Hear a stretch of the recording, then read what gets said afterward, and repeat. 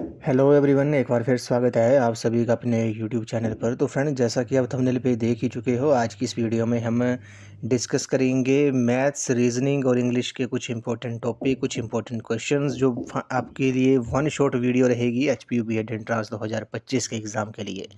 तो जैसा कि पता है कि आपका जो एग्ज़ाम है वे परसों यानी कि 27 मई को जो है वो कंडक्ट किया जाएगा। तो उसके पॉइंट ऑफ व्यू से हमने पिछली जो बाकी जो सेक्शंस थी उनके लिए मैंने आपके लिए वन शॉट वीडियो लेके आया था। आज जो है मैथ, रीजनिंग और इंग्लिश के लिए एक वन शॉट वीडियो लेके आया हूँ। तो फ्रेंड्स, आपने वीडियो के एंड तक बने रहना है। अगर आप चैनल पे पहली बार विजिट कर रहे हो तो चैनल को सब्सक्राइब भी जरूर कर दें और बेल आइकन प्रेस करना ना भूलें और नोटिफिकेशन ऑन कर दें ताकि मेरे आने वाली हर वीडियो की नोटिफिकेशन आपको मिलती रहे। तो फ्रेंड्स, अगर आप complete study material H P U B Ed entrance 2025 का, जिसमें आपका एच पी जी के, इंडियन जी के, Hindi, English, math, reasoning, commission and committees, teaching aptitude and attitude, सभी सेक्शन कंप्लीट स्टडी मटेरियल अगर आप परचेज़ करना चाहते हो, अगर आपने अभी तक तैयारी नहीं की है तो इस कंप्लीट स्टडी मटेरियल से जो है वो आपको काफ़ी हेल्प जो है वो आपको एग्ज़ाम में मिलेगी। बस मात्र आपने 200 रुपीज़ जो है पेड करने हैं। पेमेंट का जो स्क्रीनशॉट है वो आपने दिए अपने व्हाट्सएप नंबर 9816270168 नंबर पे आपने व्हाट्सएप कर देना है पेमेंट का जो स्क्रीनशॉट है। उसके बाद आपको complete study material protected PDF जो है वो प्रोवाइड कर दी जाएंगी। तो ये आपके लिए एक इंपॉर्टेंट अपडेट थी। अगर आप कंप्लीट स्टडी मटेरियल चाहते हो परचेज़ करना तो आपने मात्र 200 रुपीज़ पेड करने हैं। 9816270168 नंबर पर आपने व्हाट्सएप कर देना है। तो बस जिन भी स्टूडेंट्स ने अभी तक तैयारी नहीं की है तो उनको कंप्लीट स्टडी मटेरियल से जो है वो आपको काफ़ी हेल्प जो है वो काफ़ी हेल्प जो है उससे मिलेगी। तो बस मात्र आपने 200 रुपीज़ जो है पेड करने हैं। तो फ्रेंड्स, आज का जो सेशन है, आज की जो क्लास है वो काफ़ी इंपॉर्टेंट रहने वाली है। आपने वीडियो के अंत तक बने रहना है। तो फ्रेंड्स, जैसा कि आपको पता है कि आपको मैथ्स और रीजनिंग एबिलिटी के जो है वो 20 क्वेश्चन पूछे जाते हैं। इंग्लिश के भी 20 क्वेश्चन पूछे जाते हैं। अब इंग्लिश की बात कर लेते हैं। इंग्लिश में जो 15 क्वेश्चन, टोटल 20 क्वेश्चन पूछे जाते हैं, ये तो आपको पता ही है। ठीक है, 20 क्वेश्चन पूछे जाते हैं जिसमें से 15 क्वेश्चन जो होंगे वो ग्रामर से रिलेटेड होंगे। ठीक है, 15 क्वेश्चन ग्रामर से रिलेटेड होंगे और 5 जो क्वेश्चन होंगे वे आपको एक पैराग्राफ दिया होगा। उस पैराग्राफ को पढ़ के आपने नीचे दिए हुए क्वेश्चंस के आपने आंसर देने हैं 5 क्वेश्चंस के। तो ये जो 15 मार्क्स जो है वो ग्रामर से रिलेटेड है। उसके पॉइंट ऑफ व्यू से आज हम इस वीडियो में हम डिस्कस करेंगे इंपॉर्टेंट टॉपिक्स। और 5 क्वेश्चन जो होंगे, 5 क्वेश्चन जो होंगे पैराग्राफ से रिलेटेड, वे अपने पैराग्राफ को है बिल्कुल ध्यानपूर्वक जो है एग्जाम में पढ़ना है। बाकी बिल्कुल 2 या 3 बार रीड करना है। आपको बस उसी पैराग्राफ को पढ़ के जो है अपने आंसर्स देने हैं। बाकी आपने ज़्यादा स्ट्रेस नहीं लेना है, टेंशन नहीं लेनी है। एग्ज़ाम जो है वो आपका अच्छा हो जाएगा। रीजनिंग और मैथ एबिलिटी की बात करते हैं, बिल्कुल बेसिक्स आएगा। वो आपने बस ऑप्शंस को जो वहाँ पर आपने एलिमिनेट करना है। बाकी बिल्कुल कूल माइंड होकर आपने एग्ज़ाम देना है। बाकी ज़्यादा टेंशन लेने की जो ज़रूरत है वे नहीं है। बस आपने जो पढ़ा है बस उसको भी आपने मल्टीपल टाइम जो है वो रिवाइज़ करना है। एक्स्ट्रा पढ़ने की ज़रूरत नहीं है। अब एक्स्ट्रा आपने नहीं पढ़ना है, जो भी पढ़ा है उसको बस मल्टीपल टाइम जो है वो आप रिवाइज़ करो। तो फ्रेंड्स, आपने वीडियो के एंड तक ज़रूर बने रहना है क्योंकि आज का जो सेशन है वो काफ़ी इंपॉर्टेंट रहने वाला है। अल्फ़ाबेट वाले के क्वेश्चन में होता क्या है, तो जैसे कि आपको पता है कि हर लिपि की एक वर्णमाला होती है, लेकिन सामान्य बुद्धि के अंतर्गत रोमन लिपि से संबंधित प्रश्न पूछे जाते हैं। तो जैसे वर्णमाला से जुड़े कुछ महत्वपूर्ण तथ्य हैं। सबसे पहले आपको पता होना चाहिए कि वर्णमाला का अल्फ़ाबेट का जो क्रम होता है, सीरियल होता है, वो आपने याद रखना। जैसे ABCDEF GHIJKLMNO PQRSTUVWXYZ। तो इनका जो आपको क्रम पता होना चाहिए कि कौन सा जो अल्फ़ाबेट है वो किस नंबर पे आता है। जैसे ए जो है वो फर्स्ट पे आता है, बी 2 पे सेकंड पे आता है, सी थर्ड पे आता है, जेड जो है वो 26 पे आता है। तो ये आपको पहले तो एक क्रम, सीरियल नंबर उनका पता होना चाहिए। सीरियल पता होना चाहिए अल्फ़ाबेट्स का कि जैसे एन जो है वो किस नंबर पे आता है, 14 पे आता है, यू 21 पे आता है। तो ये आपको याद होना चाहिए क्योंकि यहाँ से क्वेश्चन 1 या 2 क्वेश्चन तो पूछे ही जाते हैं। जैसे एग्जाम्पल के तौर पर मान लो, जैसे मैंने क्वेश्चन में पूछा गया है कि ए के दाएं दाएं तरफ, ए के दाएं तरफ तीसरे नंबर पे कौन सा अल्फ़ाबेट होगा। तो ए के दाएं तरफ आपको पता है तीसरे नंबर पे जो होगा वो आपका डी होगा। ऐसे क्वेश्चन भी पूछे जाते हैं। तो जहाँ से हम लिखना आरंभ करते हैं वे हमारे बाएं और जहाँ अंत करते हैं वे हमारे दाएं होता है। जैसे मान लो मैं नाम लिखता हूँ किसी का। मान लो मैंने नाम लिख दिया मैथ का, ठीक है, मैथ का। तो जहाँ से मैंने स्टार्ट किया, एम से मैंने स्टार्ट किया, तो मैं बाएं से दाएं की तरफ लिख रहा हूँ। तो मैंने क्या लिखा, मैथ लिख दिया। तो मैंने बाएं से स्टार्ट किया था और दाएं पे मैंने ख़त्म किया। तो जहाँ से हम लिखना आरंभ करते हैं और वे हमारे बाएं और जहाँ अंत करते हैं वे हमारे दाएं होता है, अर्थात ए हमारे बाएं और जेड हमारे दाएं ओर होता है। तो ए से मैंने स्टार्ट किया और जेड जो है होगा वो मेरे दाएं तरफ होगा। ठीक है, यहाँ तक तो आप समझ गए होंगे। तो अब बात करते हैं कि क्वेश्चन जो है वो किस टाइप के पूछे जाते हैं। जैसे मान लो मैंने क्वेश्चन एग्ज़ाम में पूछा गया है कि डी के बाएं, अब बात कर रहा हूँ मैं डी के बाएं। अब डी के बाएं में तीसरे नंबर पर जो अल्फ़ाबेट होगा वो कौन सा होगा। तो आपको पता है डी के बाएं और तीसरे नंबर पर जो अल्फ़ाबेट होगा वो कौन सा होगा। जैसे मैं लिखना स्टार्ट करता हूँ ABCD, पता है आपको, बाएं से दाएं की तरफ ABCD मैंने लिख दिया। ठीक है, EFGH लिख दिया। अब क्वेश्चन में बोला गया है कि डी के बाएं ओर तीसरे नंबर पे कौन सा अल्फ़ाबेट होगा। तो बाएं ओर आपको पता है जहाँ से मैंने लिखना स्टार्ट किया था वो बाएं तरफ था, लेफ्ट हैंड साइड था। तो बाएं तरफ तीसरे नंबर पे कौन सा होगा, 1 2 3। तो ए जो होगा इस क्वेश्चन का राइट आंसर होगा। तो इस टाइप के क्वेश्चन पूछे जाते हैं अल्फ़ाबेट से। तो आपने याद क्या रखना है, आपको सबसे पहले तो इन अल्फ़ाबेट का जो क्रम होगा वो पता होना चाहिए। जैसे ABCD इनका कि ए किस नंबर पे आता है, फर्स्ट पे आता है, Z 26 पे आता है। तो आपने ये एक सीरियल नंबर जो है, क्रम जो है वो याद रखना है। टोटल अल्फ़ाबेट जो होते हैं वो 26 होते हैं। तो ये आपने याद रखना है। यहाँ से 1 या 2 क्वेश्चन, 1 या 2 क्वेश्चन तो पूछे ही जाते हैं। आप प्रीवियस ईयर के क्वेश्चंस में भी देख सकते हो, वहाँ भी ऐसे क्वेश्चन पूछे ही गए होंगे। तो यहाँ से 1 या 2 मार्क्स तो आपके कहीं नहीं गए। उसके बाद हम नेक्स्ट टॉपिक की बात करते हैं वर्ड व्यवस्थीकरण के बारे में, यानी कि शब्द व्यवस्थीकरण के बारे में, कि शब्द को किस क्रम में सजाया जाता है, अरेंज किया जाता है। तो शब्द व्यवस्थीकरण का जो मतलब होता है वो शब्दों को क्रम में सजाना। जैसे एक शब्द के क्रम को 2 प्रकार सजाया जा सकता है, पहला वर्णमाला के अनुसार और दूसरा शब्दकोश के अनुसार और दूसरा शब्द के सार्थक क्रम के अनुसार। तो ये आपने याद रखना है।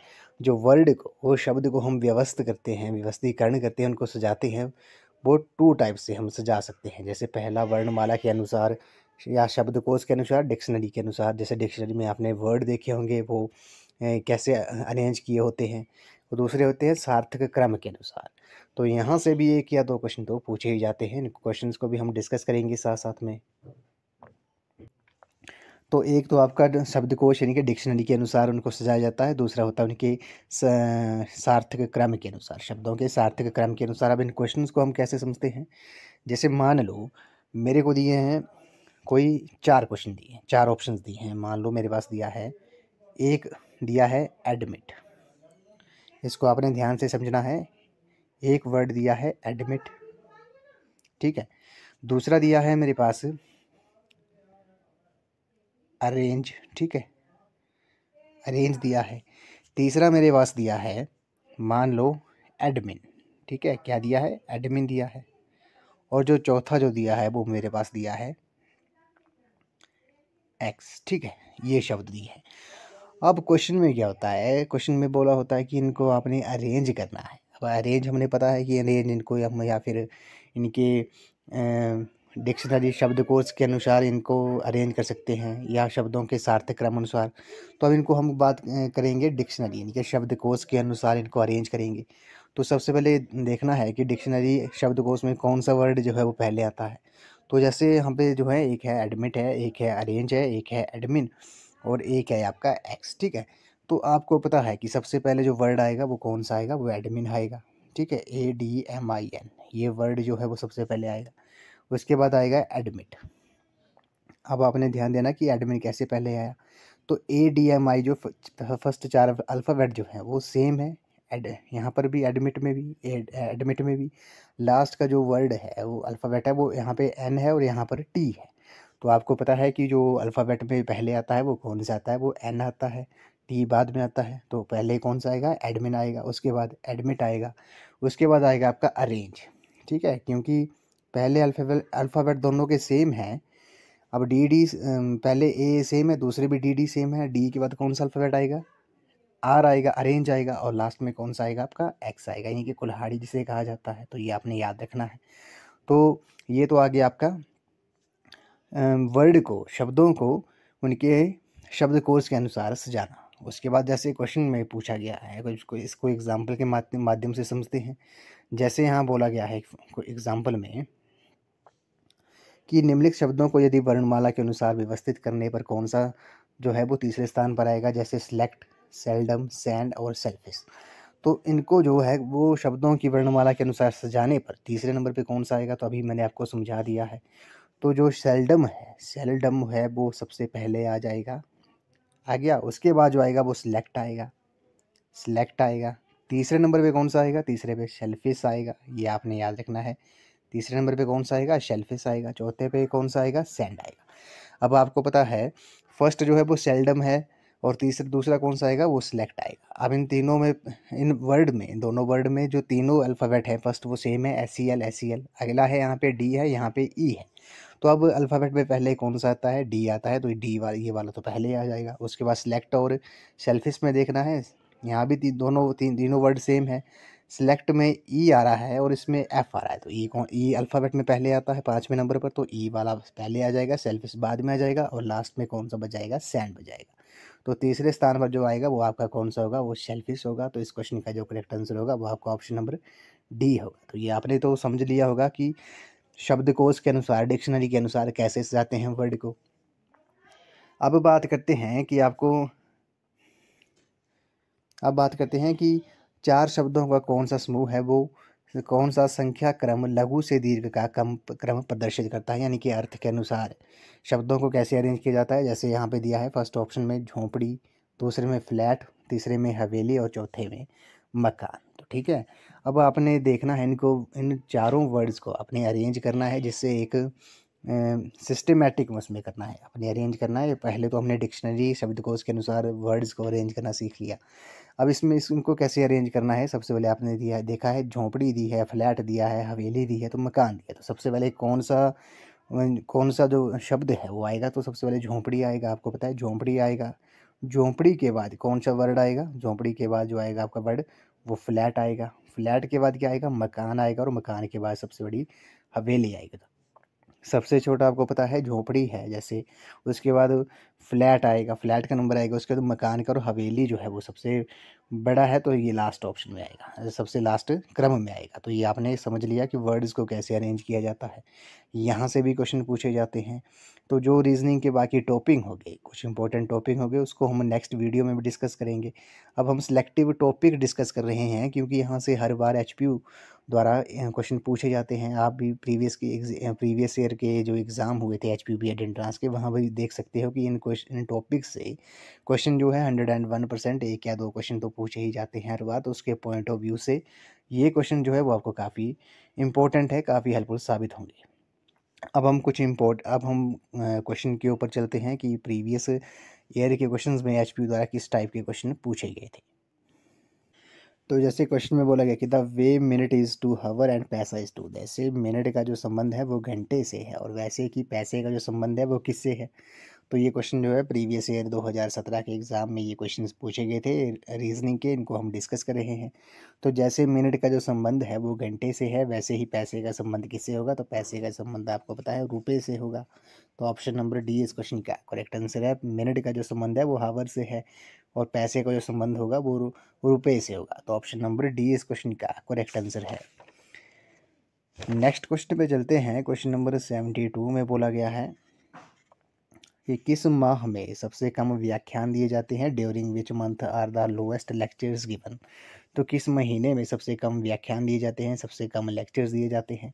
तो आपको पता है फरवरी के महीने में सबसे कम लेक्चर दिए जाते हैं। क्यों दिए जाते हैं, क्योंकि फरवरी में सबसे कम दिन होते हैं, 28 दिन होते हैं। लीप ईयर में इसमें 29 दिन होते हैं, ये आपको पता है। तो सबसे कम जो लेक्चर्स दिए जाते हैं वो सबसे कम व्याख्यान जो हैं वो किस महीने में दिए जाते हैं, वो फरवरी के महीने में दिए जाते हैं। तो ऑप्शन नंबर बी इस क्वेश्चन का करेक्ट आंसर है। जनवरी में 31 दिन होते हैं, जून में 30 दिन होते हैं, सितंबर में भी 30 दिन होते हैं। जनवरी में 31 होते हैं, फरवरी में 28 होते हैं, और लीप वर्ष में कितने दिन होते हैं, 29 दिन होते हैं। तो सबसे कम जो व्याख्यान है, लेक्चर्स जो हैं वो फरवरी के महीने में दिए जाते हैं। नेक्स्ट क्वेश्चन में चलते हैं। क्वेश्चन नंबर 73 में बोला गया कि which of the following is different from the others in the characteristics. तो निम्न में से कौन सा अन्य से अपनी विशेषताओं के आधार पर अलग है। तो कौन, आपने बताना है कि इन चारों ऑप्शन में अपनी विशेषताओं के आधार पर, करेक्टरिस्टिक्स के आधार पर सब इन तीनों से अलग है। तो आपको पता है लोहा जो है आयरन जो है वो इन तीनों से अलग है। क्यों अलग है? क्योंकि नाइट्रोजन एक गैस है, हीलियम भी गैस है, हाइड्रोजन भी गैस है। आयरन जो है वो आयरन क्या है? एक मेटल है, ये आपको पता है। तो मेटल जो आयरन जो होगा इस क्वेश्चन का राइट आंसर है, क्योंकि अपने करेक्टरिस्टिक्स के आधार पर, विशेषताओं के आधार पर इन तीनों से अलग है। ऑप्शन नंबर सी इस क्वेश्चन का करेक्ट आंसर है। अब आयरन एक क्वेश्चन यहाँ से आपको जीके में पूछ सकते हैं कि जब लोहे को जंग लगता है, जो है लोहे को रस्ट लगता है, तो उसका जो वेट होता है वो क्या होता है? तो आपको पता होगा जब लोहे को जंग लगता है तो उसका जो वेट होता है वो इनक्रीज होता है, बढ़ जाता है, ये आपने याद रखना है। नेक्स्ट क्वेश्चन पे चलते हैं। इसमें बोला गया कि यदि 7 पुस्तकों की कीमत 84 रुपये है तो 14 पुस्तकों की कीमत कितनी होगी? तो 7 पुस्तकें जो है वो 84 रुपये की आ रही हैं, तो 14 पुस्तकें कितने रुपए की आएंगी? तो 7 पुस्तकें जो है वो 84 रुपये की हैं। एक एक बुक जो होगी वो कितने रुपीज़ की होगी? पता है आपको, एक बुक जो होगी वो 84 भाग करेंगे 7 से तो 12, एक किताब की जो मूल्य है वो 12 रुपये है। 14 पुस्तकों का जो कीमत होगी वो कितनी होगी? वो 14 को आप 12 से गुना कर देंगे, ये आ जाएगा आपका 28 आ गया, और 14 और 16। तो ऑप्शन नंबर बी जो होगा इस क्वेश्चन का राइट आंसर है। 168 रुपये की 14 पुस्तकें आएंगी। अगला प्रश्न है, काफ़ी इंपॉर्टेंट है, डायरेक्शन से क्वेश्चन पूछा जाता है। जैसे बोला गया कि एक बस 5 किलोमीटर पूर्व की तरफ चलती है और फिर 5 किलोमीटर पश्चिम की तरफ चलती है, बस प्रारंभ के स्थान से कितनी दूर है? तो ये आपने याद रखना है। डायरेक्शन के क्वेश्चन कैसे करते हैं, सबसे पहले आपको पता होगा इस तरफ जो होती है वो आपकी ईस्ट होती है, पूर्व दिशा होती है, पिछले की तरफ वेस्ट होती है, ऊपर की तरफ नॉर्थ होती है और नीचे की तरफ साउथ होती है। ये मान लो ये जो है वो आपका प्रारंभ स्थान है। एक बस जो है 5 किलोमीटर पूर्व की तरफ चलती है, मान लो बस यहाँ तक 5 किलोमीटर चली, ठीक है। उसके बाद वे 5 किलोमीटर पश्चिम की तरफ चलती है, तो यहाँ तक वो 5 किलोमीटर चली, उसके बाद वो पश्चिम की तरफ यानी कि पीछे की तरफ, तो फिर वो 5 किलोमीटर पीछे जाती है। तो बस प्रारंभ के स्थान से कितनी दूर है? तो यहाँ से स्टार्ट किया था, यहाँ पे ही वो पश्चिम वापस आई, तो कितने स्थान पर होगी? वो 0 किलोमीटर डिस्टेंस पे होगी। ऑप्शन नंबर डी इस क्वेश्चन का करेक्ट आंसर है। तो ये आपने ये पैटर्न याद रखना है, ये डायरेक्शन के क्वेश्चन पूछे ही जाते हैं हर बार, इस बार भी पूछा जाएगा। ईस्ट आ गया, ये आपका वेस्ट आ गया, ये आपका नॉर्थ हो गया, ये आपका साउथ हो गया, और ये जो है वो आपका स्टार्टिंग पॉइंट है। तो ये आपने याद रखना है, ऐसे क्वेश्चन हर बार पूछा जाता है। अगले प्रश्न में चलते हैं। क्वेश्चन नंबर 77 में बोला गया है कि in the following series which number will come in the blank space? तो ब्लैंक स्पेस में कौन सा नंबर आएगा? 4.2 है, 3.8 है, 3.4 है, 3.0 है। तो अब ब्लैक में कौन सा नंबर आएगा? तो पता है 4.2, इन दोनों में डिफरेंस कितना है? 0.4 है। इन दोनों में भी कितना डिफरेंस है? 0.4 है। 3.8 को जब माइनस करूँगा 3.4 से, 0.4 आ गया। इसमें भी कितना होगा? 3.4 और 3.0 में, इसमें भी आपका कितना डिफरेंस आ गया? इसमें भी आपका 0.4 आ गया। तो 3.0 में से आप माइनस करेंगे 0.4 को, 10 में से 4 गया, यहाँ पे बचा 6, यहाँ पे 2.6। तो कौन सा ऑप्शन सही होगा? ऑप्शन नंबर डी जो होगा इस क्वेश्चन का करेक्ट आंसर हो जाएगा। नेक्स्ट क्वेश्चन पे चलते हैं। इसमें बोला गया कि select the right answer for the blank space. तो ब्लैंक स्पेस में कौन सा सही उत्तर आपने चुनना है? जैसे इस पे दिया है, इस वाले बॉक्स में कौन सा ऑप्शन जो है वो आपका आएगा। तो इस क्वेश्चन को कैसे करेंगे आपको पता है। जैसे यहाँ पे दिया है 30, 25 और 25, ठीक है। इन तीनों का जो सम होगा वो कितना होगा? जब इन तीनों को ऐड करेंगे ये आपका 80 आ जाएगा, ठीक है। इन तीनों को प्लस कर दिया, उसके बाद इन तीनों को जो प्लस करेंगे तब कितना आ जाएगा? तो फ्रेंड्स इस क्वेश्चन को इस वे से नहीं करेंगे, इस क्वेश्चन को, आई एम सॉरी, इस क्वेश्चन को जो है वो हम कैसे करेंगे। जैसे मान लो ये दिया है बॉक्स 30, 25, 25 दिया है, 30, 25, 35 दिया है, 20, 30 और डैश दिया है। इसकी हमने वैल्यू फाइंड आउट करनी है, तो कैसे करेंगे? तो सबसे पहले आपको पता है इनको हम क्या करेंगे, इस वाली रो को, इस वाले कॉलम को हम ऐड करेंगे, ठीक है। तो 30 प्लस कितना हो गया आपका? ये 80 हो गया जब हमने प्लस किया। उसके बाद इसको जब ऐड करेंगे 25 प्लस 25 प्लस 30, ये भी कितना हो गया? 80 हो गया, ठीक है। लास्ट वाले में 25 प्लस 35 जो होता है वो कितना होता है आपका? वो आपका 60 होता है। अब 60 में क्या ऐड करूँगा कि मेरे पास 80 आ जाए? तो मैं क्या ऐड करूँगा? यहाँ पर मैं 20 ऐड कर दूंगा और वो आपका आंसर होगा ऑप्शन नंबर डी। तो ऑप्शन नंबर डी इस क्वेश्चन का करेक्ट आंसर है। मैंने क्या किया, इन कॉलम्स को मैंने ऐड किया। जैसे 30 + 30 + 20 हो गया 80 हो गया, 25 25 25 + 30 हो गया 80 हो गया, 25 + 30 60 आ गया। 60 में क्या ऐड करूँगा कि मेरे पास 80 आ जाए, तो मैंने 20 को ऐड कर दिया। तो कौन सा ऑप्शन हो जाएगा, ऑप्शन नंबर डी। अगले प्रश्न में चलते हैं। जिस प्रकार वृक्ष जो है वो जड़ से संबंधित है, उसी प्रकार धुआं किससे संबंधित है। The way tree is related to root, flames is related to which. तो जिस प्रकार वृक्ष जो है वो जड़ से संबंधित है, तो धुआं जो है वो किससे संबंधित होगा, धुआं आपका आग से संबंधित होगा। ऑप्शन नंबर बी इस क्वेश्चन का करेक्ट आंसर है। ये आपको पता है, आग से ही धुआं निकलता है और जड़ से ही वृक्ष तैयार होता है, ये आपने याद रखना है।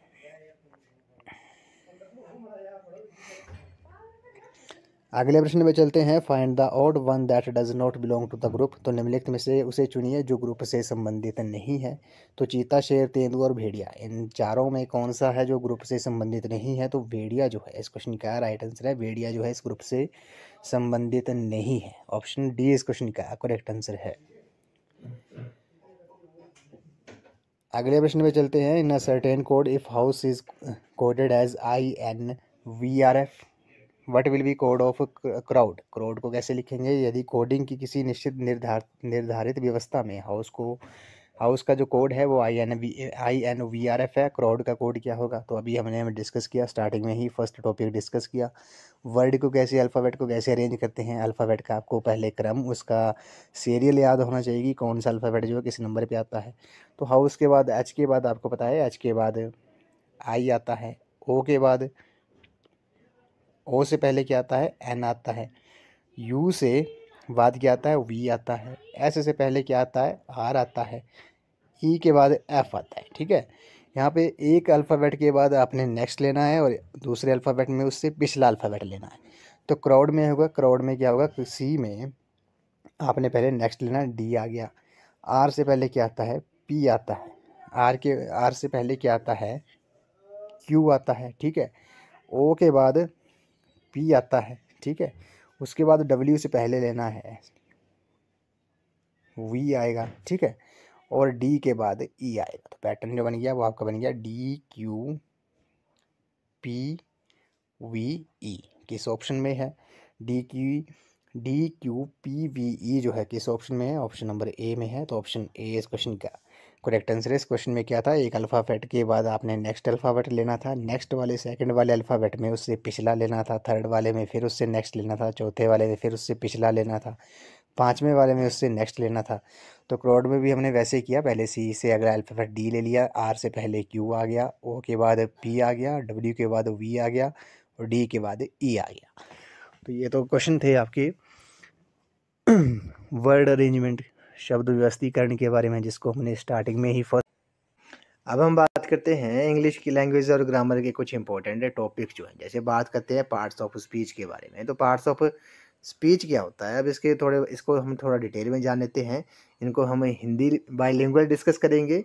तो अंग्रेजी भाषा में हिंदी भाषा की तरह ही व्याकरण की दृष्टि से महत्वपूर्ण शब्द भेद हैं, जो कि निम्न प्रकार से हैं। जैसे नाउन हो गया, जिसे संज्ञा कहा जाता है। प्रोनाउन हो गया, एडजेक्टिव को विशेषण कहा जाता है। एडवर्ब को क्रिया विशेषण। वर्ब हो गया क्रिया, प्रपोजिशन, कंजक्शन और इंटरजेक्शन। अब इसको हम थोड़ा डिटेल में डिस्कस कर लेते हैं। बात करते हैं सबसे पहले हम नाउन के बारे में, जिसे हिंदी में संज्ञा कहा जाता है। तो नाउन जो होता है वह name of a person, place और thing is known as noun, यानी कि किसी व्यक्ति, स्थान अथवा वस्तु के नाम को संज्ञा कहा जाता है। जैसे कृष्ण, बुक, दिल्ली एक्सेट्रा।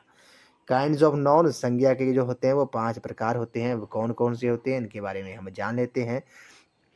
बात करते हैं सबसे पहले प्रॉपर नाउन के बारे में, जिसे जातिवाचक संज्ञा कहा जाता है। प्रॉपर नाउन क्या होती है, refers to a particular person, place और थिंग, यानी कि प्रॉपर नाउन किसी व्यक्ति, स्थान या विशेष का बोध कराती है। जैसे Himachal is a small state, the Beas flows through Mandi. इन वाक्यों में हिमाचल, ब्यास, मंडी जो है वो आपकी प्रॉपर नाउन है, ये आपको पता लग गया होगा। बात करते हैं कॉमन नाउन के बारे में, जिसे जातिवाचक संज्ञा कहा जाता है। A noun that speak of a class as a whole, ये आपने याद रखना है। वे संज्ञा जो संपूर्ण जाति या वर्ग का बोध कराती है, उसे जातिवाचक संज्ञा कहा जाता है। जैसे girls are singing a song, या एनिमल नीड अवर लव। यहाँ पर एनिमल्स और गर्ल्स जो है वो आपकी कॉमन नाउन है, ये आपने याद रखना है। उसी तरह बात करते हैं कलेक्टिव नाउन के बारे में। जो कलेक्टिव नाउन को आपको पता है हिंदी में समूहवाचक संज्ञा कहा जाता है। तो a noun that talks of a group, ये आपने याद रखना है। वे संज्ञा जो समूह का बोध कराती है उसे समूहवाचक संज्ञा कहा जाता है। जैसे our class won the cricket match. Army remains on constant reason, यहाँ पर आर्मी है, क्लास जो है वो आपकी कौन सी नाउन है, ये आपकी कलेक्टिव नाउन है, ये आपने याद रखना है। उसकी तरह बात करते हैं मटेरियल नाउन के बारे में। मटेरियल नाउन क्या होता है? A noun that tells about the material of which a particular object is mode of, ये आपने याद रखना है। ऐसी संज्ञा जिसमें पदार्थ का बोध होता है उसे मटेरियल नाउन कहा जाता है। जैसे these bangles are made of gold, wood is used for making furniture, यानी कि यहाँ पर गोल्ड और वुड जो है वो आपकी मटेरियल नाउन है, ये आपने याद रखना है। बात करते हैं अब्स्ट्रैक्ट नाउन के बारे में, इंपॉर्टेंट है। भाववाचक संज्ञा क्या होती है? अ word that speaks of quality state और एक्शन, यानी कि ऐसे संज्ञा जो गुण दोष और कार्यकलाप अवस्था या भव का बोध कराए उसे भाववाचक संज्ञा कहा जाता है। जैसे honesty is praised everywhere fertilizers enhance fertility of soil, यहाँ पर होनेस्टी व फर्टिलिटी जो है वो आपके शब्द जो हैं वो भाववाचक संज्ञाएं हैं। तो अब्स्ट्रैक्ट नाउन क्या होती है? अ word that speaks of quality state और एक्शन, ठीक है। अब बात करते हैं प्रोनाउन के बारे में, जिसे हिंदी में सर्वनाम कहा जाता है। तो pronoun means for a noun. अब a pronoun is a word that is used instead of noun, यानी कि ऐसे शब्द जो संज्ञा के स्थान पर प्रयोग में लाए जाएं उसे प्रोनाउन कहा जाता है। ये हमने अभी डिस्कस किए, हिंदी लैंग्वेज और ग्रामर के सेक्शन में भी डिस्कस किए हैं अभी। जैसे बोलेगा कि Neha is a beautiful girl of 19 years, she wants to become a teacher, ठीक है। Once there was a king, he was very kind, I have a car, it is quite spacious. तो इन सभी एग्जाम्पल में नाउन के रूप में king व कार का प्रयोग किया जा रहा है, लेकिन फिर उसके बाद इन वाक्यों में नेहा, किंग व कार की जगह शी, ही, इट का प्रयोग प्रोनाउन के रूप में किया जा रहा है। ये तो हमने आपको पता ही लग गया होगा, हिंदी और इंग्लिश ग्रामर जो है वो सेम ही है। अब हिंदी में इस प्रोनाउन क्या होता था? सर्वनाम होता था, उसको हमने डिस्कस कर लिया कि कब कि कौन कौन से सर्वनाम है, प्रोनाउन है, तो ये आपको पता लग गया। अब बात करते हैं इसके जो टाइप्स होते हैं काइंड्स ऑफ प्रोनाउन के बारे में। जैसे पर्सनल प्रोनाउन होता है, a pronoun that speaks of a particular person और अ थिंग। इसमें जैसे इसके एग्जांपल है आई, वी एस, माई, एवर, माइन, एवर, ठीक है। इसमें ये फर्स्ट पर्सन में यूज़ होता है। सेकंड पर्सन में क्या यूज़ होता है? यू, योर, योर्स, ठीक है। थर्ड पर्सन में क्या होता है? इसमें यूज़ होते हैं आपके ही loves you, do you like it, they read in this school. Second जो टाइप है वो आपका इंटेरोगेटिव प्रोनाउन है। इंटेरोगेटिव प्रोनाउन जो होता है प्रश्नवाचक सर्वनाम होता है। A pronoun that ask a question, ये आपने याद रखना है। इस इंटेरोगेटिव प्रोनाउन जैसे who, whose, why, whom, which, what, were you absent, who is more intelligent between these two, तो ये जो है वो आपके इंटेरोगेटिव प्रोनाउन के एग्जाम्पल हैं। बात करते हैं हम उसके बाद रिलेटिव प्रोनाउन के बारे में। रिलेटिव प्रोनाउन संबंधवाचक सर्वनाम क्या होते हैं? A pronoun that connects two sentences and show relationship with the prior first pronoun is called relative pronoun, ये आपने याद रखना है। जैसे दे, आर, हु, विच, बूम, फट, ठीक है। बात करते हैं डिस्ट्रीब्यूटिव प्रोनाउन के बारे में, जिसे विभाग सूचक सर्वनाम कहा जाता है। जो प्रोनाउन किसी समूह में एक अथवा एक से अधिक व्यक्तियों या पदार्थ की ओर संकेत करे उसे डिस्ट्रीब्यूटिव प्रोनाउन कहा जाता है। प्रत्येक डिस्ट्रीब्यूटिव प्रोनाउन के साथ में अर्थ के लिए ऑफ का प्रयोग किया जाता है। जैसे each of you should do it, ठीक है। बात करते हैं उसके बाद हम डेमोन्स्ट्रेटिव प्रोनाउन के बारे में, संकेतवाचक सर्वनाम के बारे में। तो डेमोन्स्ट्रेटिव प्रोनाउन क्या होता है? A pronoun that points towards the noun is called a demonstrative pronoun. जैसे this, that, these, those, these दूर स्थित संज्ञा शब्दों के लिए प्रयुक्त होने वाले सर्वनाम है। जैसे this book is mine and this that is your. Those boys are quite notorious, ये आपने याद रखना है। तो ये आपके कौन से हैं? ये संकेतवाचक सर्वनाम है, डेमोन्स्ट्रेटिव प्रोनाउन है। अब बात करते हैं हम डिटरमाइनर्स के बारे में। तो आपने याद रखना है डिटरमाइनर्स वे शब्द होते हैं जो संज्ञा के अर्थ को स्पष्ट या सीमित करते हैं। डिटरमाइनर्स के कितने प्रकार होते हैं? 5 प्रकार होते हैं। अब कौन कौन से होते हैं? आर्टिकल्स हो गया, ये वो डिटरमाइनर्स होते हैं जो संज्ञा को विशिष्टता प्रदान करते हैं। पोजेसिव जो होते हैं ये आपके ये वे डिटरमाइनर्स होते हैं जो संज्ञा के साथ अधिकार या पोजेशन का संबंध दर्शाते हैं। न्यूमरल्स क्या होता है? ये वे डिटरमाइनर्स होते हैं जो संज्ञा की संख्या इंगित करते हैं। क्वांटिटेटिव जो होते हैं ये सेंटेंसेस मात्रा या स्तर की ओर संकेत करते हैं, ये आपने याद रखना है। सेट रिमाइंड्स मात्रा या स्तर की ओर संकेत करते हैं।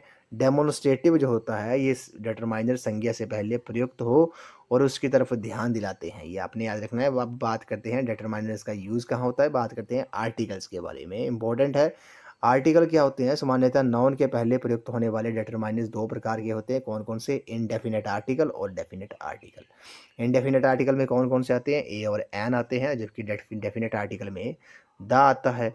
अब इनडेफिनेट आर्टिकल जो होते हैं, इनडेफिनेट आर्टिकल, इन्हें इनडेफिनेट आर्टिकल्स इसलिए कहा जाता है कि जब इनका प्रयोग जिस नाउन के पहले किया जाता है तो ये उसे अनिश्चितता या यूनिवर्सिटी प्रदान करते हैं। जैसे I met an old man, there was a queen, यहाँ पर एन व ए ओल्ड मैन तथा क्वीन की पोजीशन को इनडेफिनेट बनाते हैं। बात करते हैं the use of article, article का यूज़ कहाँ होता है?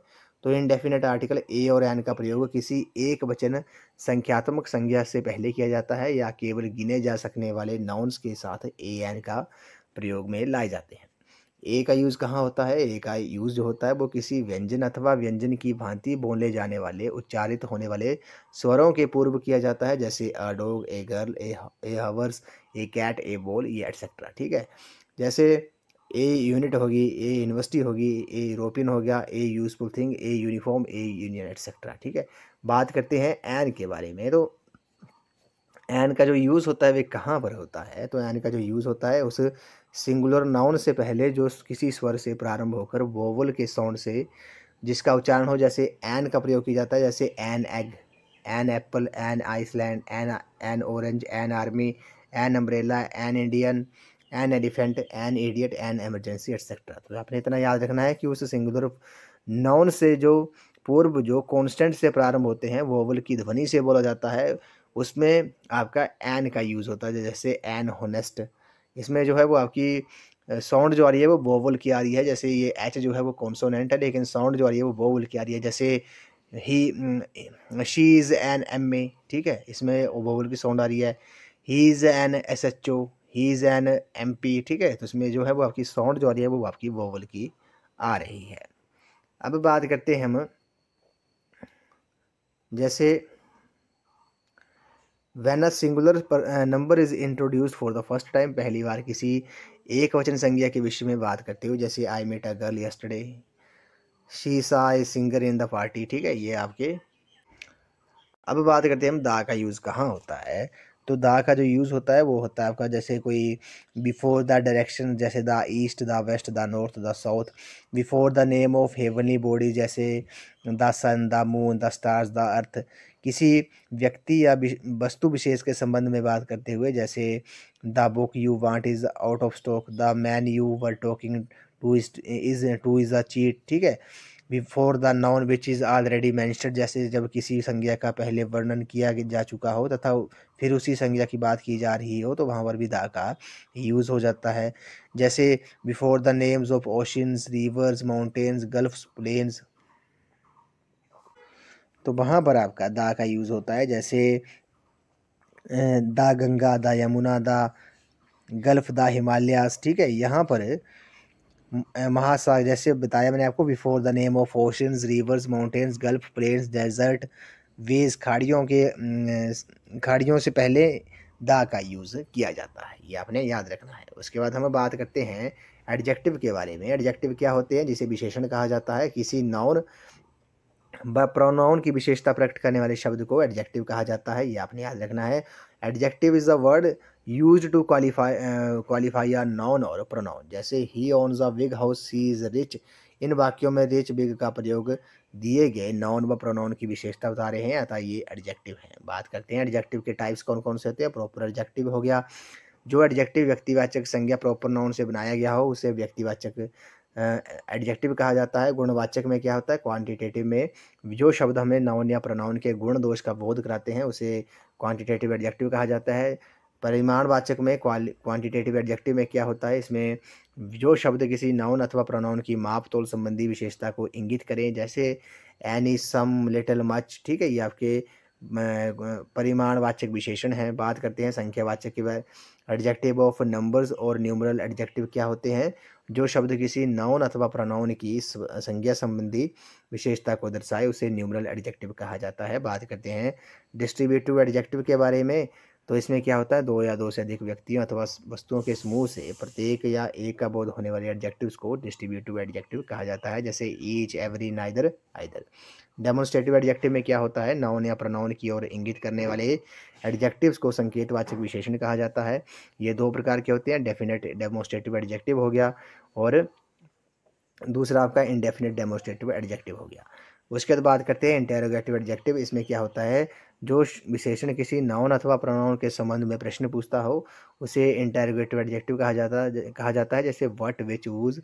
ठीक है। पॉजेसिव एडजेक्टिव में क्या होता है, इसमें इसमें एडजेक्टिव्स को पॉजेसिव स्वामित्व अधिकार का बोध कराने वाले एडजेक्टिव्स को पॉजेसिव एडजेक्टिव कहा जाता है। ये हमेशा नाउन के पहले प्रयुक्त होता है, जैसे my, our, his, her, its, their, etcetera, this is your, book, these are his sister, these are his sister. ठीक है, ये आपके पॉजेसिव एडजेक्टिव है। बात करते हैं वर्ब के बारे में, क्रिया के बारे में। The verb is a word that express an action और a state of being. Verb वे शब्द हैं जिससे काम करना या होना स्पष्ट होता है, जैसे Kana, caught, the thief, I felt wet. ठीक है। वर्ब जो है वो चार प्रकार के होते हैं, कौन कौन से, ट्रांजिटिव वर्ब हो गया, इंट्रांसिटिव वर्ब हो गया, लिंकिंग वर्ब हो गया, ऑक्सिलरी वर्ब हो गया।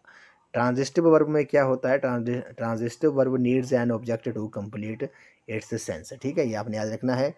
उसी तरह बात करते हैं इंट्रांजिटिव वर्ब क्या होती है। इंट्रांजिटिव वर्ब में when the subject verb does not any object, जब जब वर्ब जिस वर्ब सब्जेक्ट को अपने लिए ऑब्जेक्ट की आवश्यकता ना पड़े उसे कर्मक क्रिया या फिर इंट्रांजिटिव वर्ब जो है वो कहा जाता है। ये आपने याद रखना है। उसी तरह बात करते हैं, एक इंपॉर्टेंट टॉपिक है जैसे ओमिशन ऑफ आर्टिकल, यानी कि आर्टिकल का यूज़ कहाँ पर नहीं होता है, ये आपने याद रखना है। आर्टिकल दा का प्रयोग जो है वो निम्न स्थितियों में नहीं होता है, जैसे बिफोर प्रॉपर नाउन, जैसे Chamba is for its temple. ठीक है। तो आर्टिकल का यूज़, दा का यूज़ कहाँ कहाँ पे नहीं होता है, जहाँ पर बिफोर प्रॉपर नाउन हो, व्यक्तिवाचक संज्ञा से पहले इसका यूज़ नहीं होता है। ठीक है, ये आपने याद रखना है। उसी तरह बात करते हैं हम, और कहाँ पर नहीं होता है, दा का use before the name of games, games के पहले नहीं होता है, भाववाचक संज्ञा से पहले नहीं होता, जैसे honesty is its own reward हो गया। ठीक है। और उसी तरह यातायात के साधनों के नाम से पहले, जैसे व्हीकल्स के नाम से पहले भी इसका यूज़ नहीं होता है, दा का यूज़ नहीं होता, ये आपने याद रखना है। उसी तरह बात करते हैं हम, इम्पोर्टेंट टॉपिक है, लास्ट टॉपिक है ये आपका इस वीडियो का। बात करते हैं हम प्रेपोजिशन के बारे में। प्रेपोजिशन क्या होती है, प्रेपोजिशन वे शब्द होते हैं, प्रपोजिशन वे शब्द हैं जो स्थान, दिशा, साधन, विधि आदि का बोध कराने के लिए किसी नाउन अथवा प्रोनाउन से पहले लगाया गया हो, जैसे in the park, near the park, into the well, between us, etcetera. तो टाइप्स ऑफ प्रपोजिशन जो है, प्रपोजिशन के टाइप्स जो है वो कौन कौन से हैं। फर्स्ट है आपका सिंपल और सिंगल वर्ड प्रपोजिशन, जैसे एट, इन, ऑन, बाय। ठीक है। कंपाउंड प्रपोजिशन में क्या होता है, beside, between, beyond, inside, outside, within, without. Phrase preposition में क्या होता है, according to, because of, in order to, in spite of, on account of. ये जो है आपके फ्रेज प्रपोजिशन है। पार्टिसिपल प्रपोजिशन क्या होते हैं, इसमें वर्ब की plus first form plus ING लगता है, जैसे कंसर्निंग हो गया, कंसीडरिंग हो गया, सेविंग हो गया, रिगार्डिंग हो गया, पेंडिंग हो गया। ये आपकी पार्टिसिपल प्रपोजिशन है। डबल प्रपोजिशन क्या होती है, जैसे प्रो, from, under, from, beneath, out of, from, out, outside of, from, behind, away from, on to. ये आपकी डबल प्रेपोजिशन है, ये आपने याद रखना है। ये आपकी प्रेपोजिशंस हैं। ठीक है। उसके बाद बात कर लेते हैं हम कंजक्शन के बारे में। कंजक्शन क्या होता है, कंजक्शन से भी क्वेश्चन जो है वो आपसे पूछा जाता है। तो कंजक्शन, अब कंजक्शन क्या होता है, कंजक्शन होता है a word but that is used for joining other words, phrases और सेंटेंसेस। यानी कि सिंपल शब्दों में कहा जाए तो कंजक्शन क्या होता है, शब्दों, वाक्यों, वाक्यांशों को जोड़ने वाले जो शब्द होते हैं उन्हें कंजक्शन कहा जाता है, जैसे एंड, वट, और जो है वो आपके कंजक्शंस है, ये आपने याद रखना है। इस वीडियो का फर्स्ट क्वेश्चन है, इसमें बोला गया है कि आपने 15, 5, 7, 11, 28, 9, 28, 17, 31 संख्याओं का अपने माध्यक ज्ञात करना है। तो बोला find the median of the data 15, 5, 7, 11, 28, 9, 28, 17, 31। तो अब आपने ध्यान देना है, इस क्वेश्चन में हमारे पास डाटा दिया हुआ है, इसका आपने मीडियन निकालना है। मीन मोड मीडियन तो आपने सुना ही होगा। अब मीडियन निकालने का तरीका कैसा है, अब आपको मीडियन देखना है तो आपने जो भी आपके पास सबसे पहले आपने स्टेप फर्स्ट में क्या करना है, जो भी आपके पास डाटा होगा उसको आपने असेंडिंग ऑर्डर में लिखना है। असेंडिंग ऑर्डर आपको पता है छोटे से बड़ा, तो आपने असेंडिंग ऑर्डर में लिखना है। तो अब असेंडिंग ऑर्डर पे लिखने पे हमारे पास क्या होगा, सबसे पहले आ जाएगा 5 आ जाएगा, उसके बाद हमारे पास 7 आएगा, 7 के बाद हमारे पास आएगा 9 आएगा, 9 के बाद 11 आएगा, और 11 के बाद 15 आ जाएगा, 15 के बाद 17 आ जाएगा, 17 के बाद हमारे पास क्या आएगा, 17 के बाद हमारे पास आएगा 28 आ जाएगा, 2 टाइम है 28, उसके बाद फिर से 28 और लास्ट में हमारे पास 31 आ गया। ठीक है, तो अब आपने करना क्या है, सबसे पहले हमारे पास हमने क्या किया, सबसे पहले हमने इसको असेंडिंग ऑर्डर में लिख लिया। जो भी हमारे पास डाटा था, असेंडिंग ऑर्डर होता है छोटे से बड़ा और डिसेंडिंग होता है बड़े से छोटा। तो मीडियन के केस में आपने इसको लिख लिया असेंडिंग ऑर्डर में। अब आपने देखना है जो नंबर ऑफ ऑब्जर्वेशंस हैं, जो हमारे पास डाटा है वो नंबर ऑफ ऑब्जर्वेशंस कितनी है, तो ये हमारे पास नंबर ऑफ ऑब्जर्वेशन जो है वो 9 है। 1 2 3 4 1 2 3 4 5 6 7 8 9 9 ऑब्जर्वेशन है हमारे पास। तो ठीक है, तो अब आपने जब भी आपके पास ऑब्जर्वेशन दी होगी, डाटा दिया होगा, वो अगर ओड नंबर में है, जैसे यहाँ पे 9 जो है, 9 जो है वो ओड नंबर है, 9 नंबर ऑफ ऑब्जर्वेशन 9 है, ओड है। तो आपने सिंपल देखना क्या है इस केस में, इस केस में आपने देखना है कि जो मिड की टर्म है, जो बीच की टर्म जो आ रही है असेंडिंग ऑर्डर में लिख के, वो आपका मीडियन होगा उस डाटा का। तो अब बीच की जो टर्म आ रही है वो 15 आ रही है। ठीक है, तो इस केस में क्या करेंगे, जब नंबर ऑफ ऑब्जर्वेशन आपकी ओड नंबर होगा कोई, तो आपने सिर्फ बीच की मिड टर्म देखनी है। तो मिडिल टर्म कौन सी आ रही है, 15 आ रही है, तो 15 जो होगा वो इस क्वेश्चन का राइट आंसर होगा। इस डाटा का जो मीडियन होगा वो आपका 15 होगा। ये आपको पता लग गया मीडियन कैसे निकालते हैं। जब भी नंबर ऑफ ऑब्जर्वेशंस अगर आपकी ओड होंगी, तो आपने सबसे पहले देखना है कि बीच की जो मिड की टर्म है, बीच की टर्म कौन सी है, बीच का नंबर कौन सा है, वो उस डाटा का मीडियन होगा। पहला स्टेप आपका ये है कि आपने सबसे पहले डाटा को अरेंज करना है असेंडिंग ऑर्डर में। ठीक है, अब बात करते हैं हम, जब हमारे पास जो डाटा है नंबर ऑफ ऑब्जर्वेशन है वो इवन है। ठीक है, जैसे मान लो मेरे पास ये है डाटा दिया है 2 8 1 4 6 और दिया है आपके पास 7। ठीक है, अब देखना है इस केस में क्या होगा। इस केस में मेरे पास जो डाटा दिया है वो नंबर ऑफ ऑब्जर्वेशन जो है वो कितनी है, वो 6 है। ठीक है, कितनी है, 6 है, 1 2 3 4 5 6। नंबर ऑफ ऑब्जर्वेशन कितनी है, 6 है मेरे पास। सबसे पहले स्टेप आपका वो सेम ही रहेगा, आपने इसको असेंडिंग ऑर्डर में लिखना है। तो सबसे पहले आ जाएगा आपका क्या आ जाएगा, 1 आ जाएगा, 1 के बाद 2, 2 के बाद 4, 4 के बाद 6 और फिर 7 और फिर 8 आ जाएगा। ठीक है, आपने इसको असेंडिंग ऑर्डर में लिख लिया। अब ओड के केस में क्या होता था, हम सिर्फ बीच की टर्म देखते थे, वो उसका मीडियन होता था। अब यहाँ पर नंबर ऑफ ऑब्जर्वेशन जो है वो आपकी 6 हैं।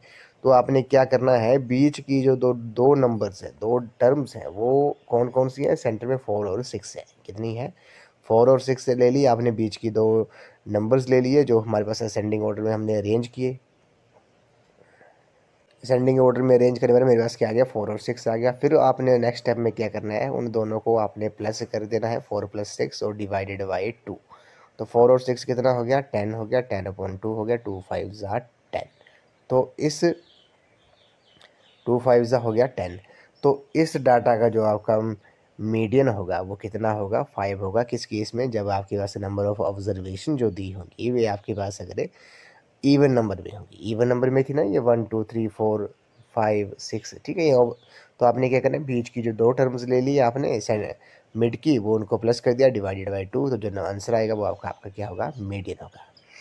अगले प्रश्न पे चलते हैं। इसमें बोला गया कि सबसे छोटी 5 अंकों की संख्या में से सबसे बड़ी 4 अंकों की संख्या को घटाएं। ठीक है, subtract the largest 4 digit number from the smallest 5 digit number. तो 5 अंकों की सबसे छोटी 5 अंकों की अंकों की संख्या है। ठीक है, क्या करना है आपने, स्मॉलेस्ट 5 डिजिट नंबर। तो 5 अंकों की जो सबसे छोटी संख्या है वे कौन सी है, ये आपको पता होगा। तो 5 अंकों की जो सबसे छोटी संख्या है वे आपकी क्या है, वे 10,000 है। कितनी है? 10,000 जो है वो आपकी 5 अंकों की सबसे छोटी संख्या है। अब क्वेश्चन में बोला कि आपने सब्ट्रैक्ट करना है उस 5 अंकों की सबसे छोटी संख्या से 4 अंकों की जो सबसे बड़ी संख्या होगी। तो 4 अंकों की जो सबसे बड़ी संख्या है वे क्या है? वे आपकी 9,999 है।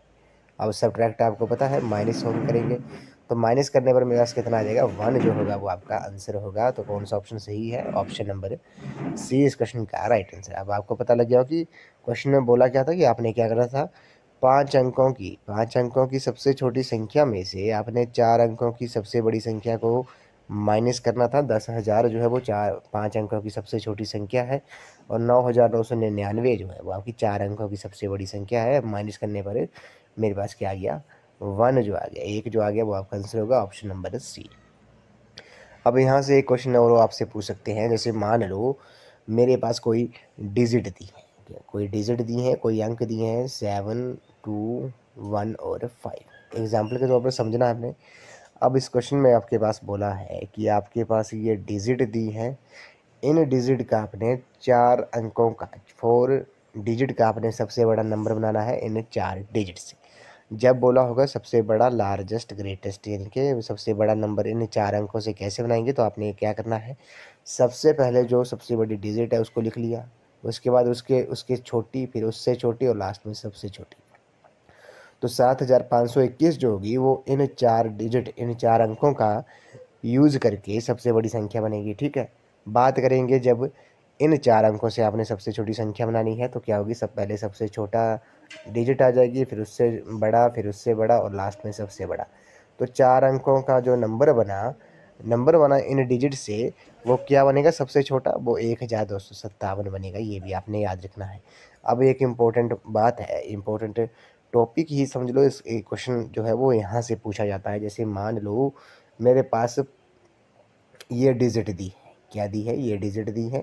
ठीक है, अब क्वेश्चन में मेरे पास बोला है कि इन 4 डिजिट का यूज़ करके आपने सबसे बड़ी संख्या और सबसे छोटी संख्या बनानी है। किस केस में? जब आपके पास 0 दिया होगा, 0 भी दिया है, तो सबसे बड़ी जो संख्या बनेगी, सबसे बड़ी इन 4 अंकों की जो सबसे बड़ी संख्या बनेगी, आपको पता है सबसे पहले आपने सबसे बड़ा डिजिट लिख ली, उसके बाद उससे छोटी, उसके बाद सब उससे छोटी और लास्ट में सबसे छोटी। तो 9,510 जो है वो तो आपकी बनेगी लार्जेस्ट नंबर, यानी कि सबसे ग्रेटेस्ट नंबर बन गया। ठीक है, इन 4 डिजिट का।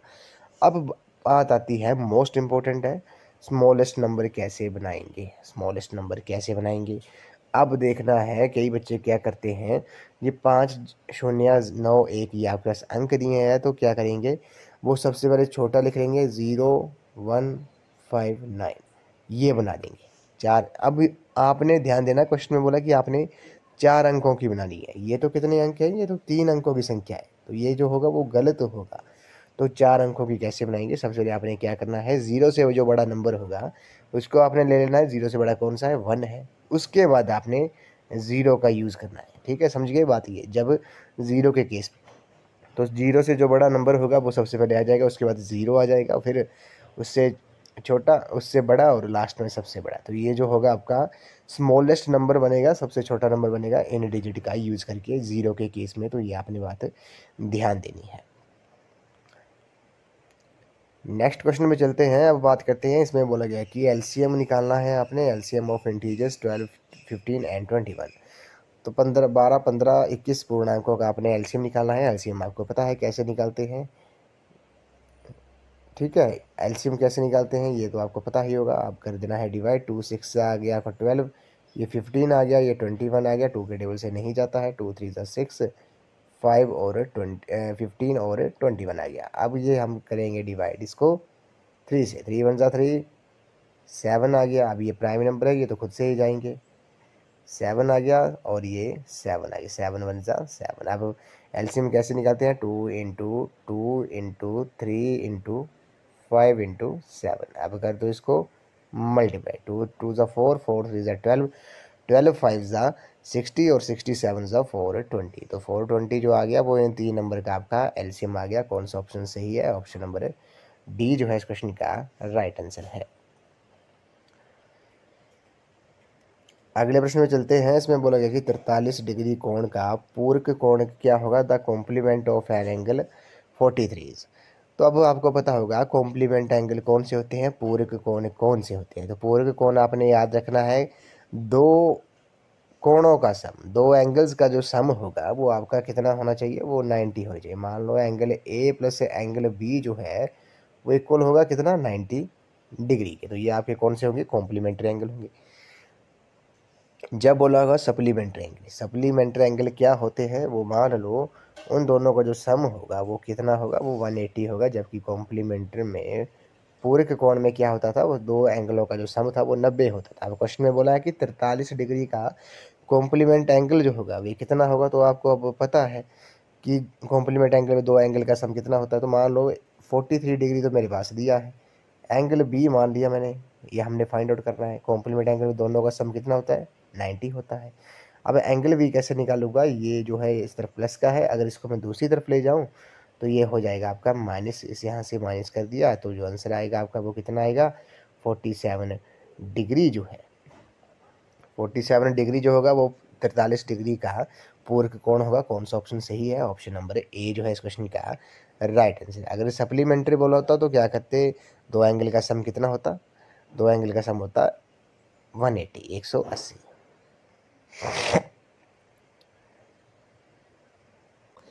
अगले प्रश्न में चलते हैं। इसमें बोला गया कि वृत्त का प्रत्येक व्यास उसका निम्न में से क्या कहलाता है, every diameter is a circle of. तो आपको पता है ये सर्कल है, ये सर्कल है, ठीक समझ गए।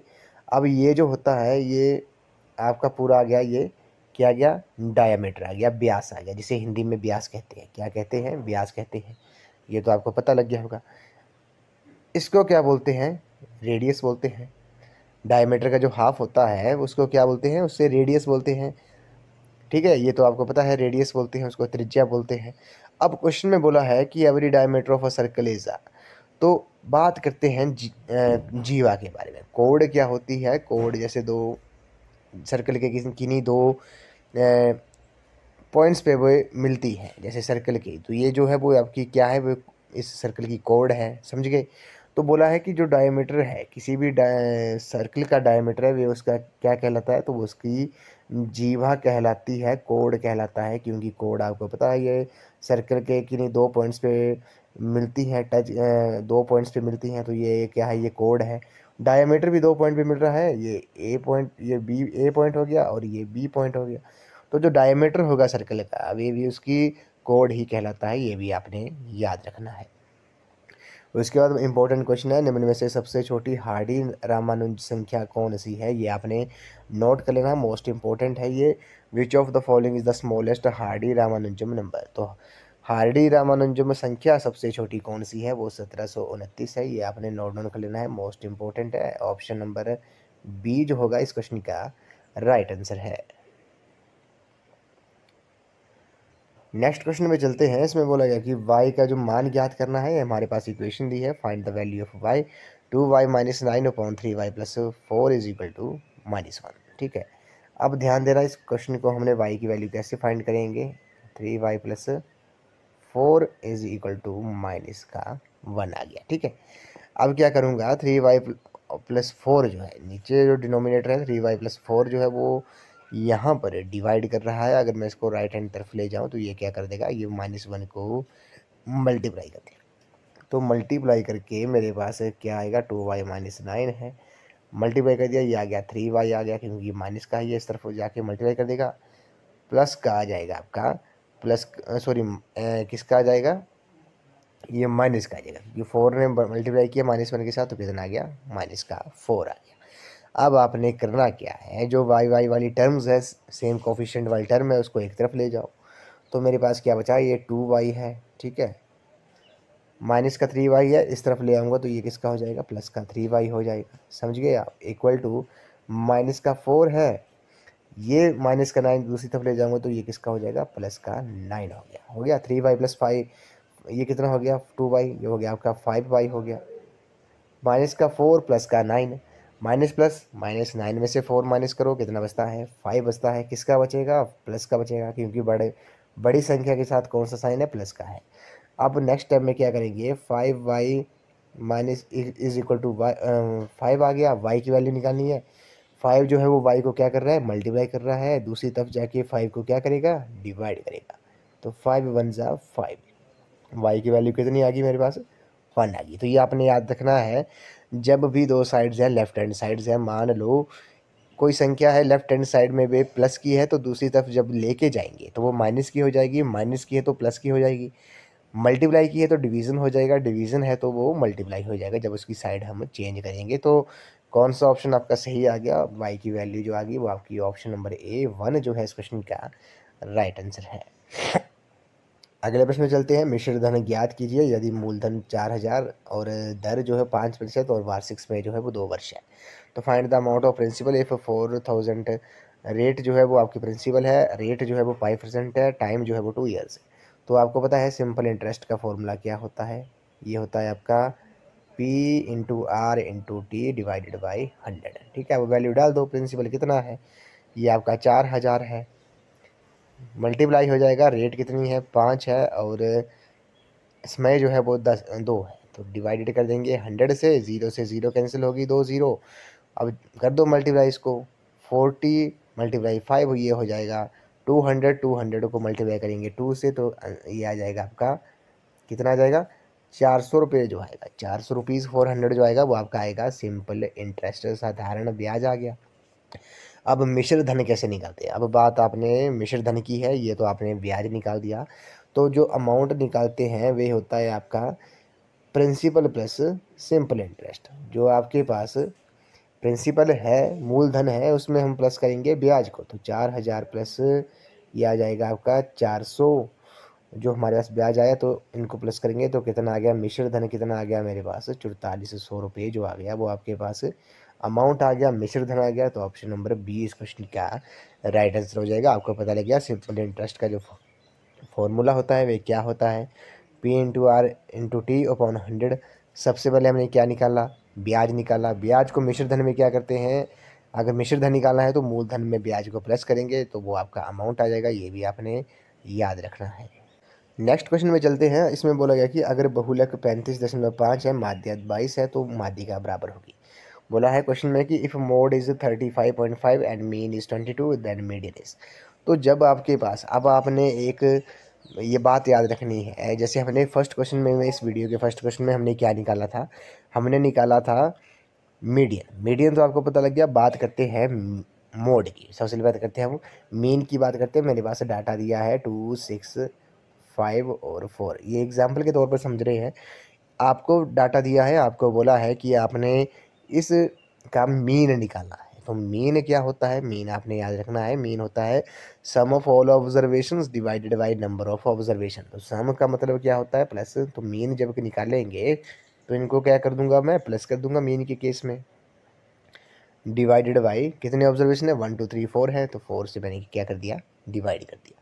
2 + 6 8, 8 और 5 13, 13 और 4 17 अपॉन कितना आ गया, 4 आ गया। 17 अपॉन 4 आ गया, डिवाइड जब करेंगे 4 4 ज़ा 16, 1 कैरी आ गया, 4 2 ज़ा 8 हो गया, और ये 4 5 ज़ा 20। तो 4.25 जो होगा वो आपका इस डाटा का क्या होगा, मीन होगा। मीन क्या होता है, number of observation, sorry sum of all observation divided by number of observation, वो आपका मीन होगा। मीडियन में आपको पता लग गया क्या देखना है, आपने असेंडिंग ऑर्डर में अरेंज करना है। ओड नंबर्स ऑफ डाटा होगा तो आपने इस मिड की टर्म देखनी है। इवन की केस में बीच की दो नंबर्स ले लेने हैं, उनको प्लस करके डिवाइडेड बाई 2 कर देना है, वो आपका मीडियन हो जाएगा।